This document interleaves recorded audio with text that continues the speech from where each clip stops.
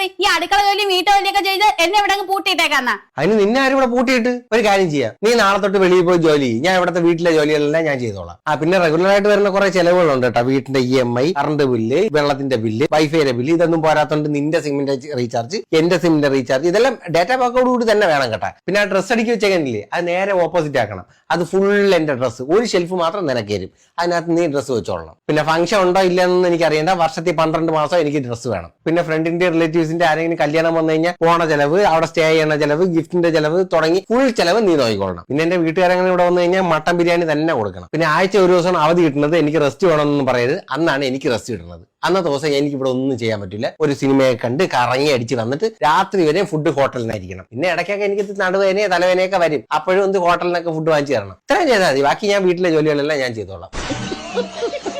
അയ്യോ, ഞാൻ ചോദിക്കാൻ വന്ന കാര്യം മറന്നുപോയി. ഉച്ചക്ക് തിന്നാനേ ചിക്കൻ ഫ്രൈഡ് റൈസ് വേണോ ചിക്കൻ ബിരിയാണി വേണോ? ചിക്കൻ ബിരിയാണി മതിയല്ലേ? ഞാൻ ഇപ്പൊ ഉണ്ടാക്കാവേ.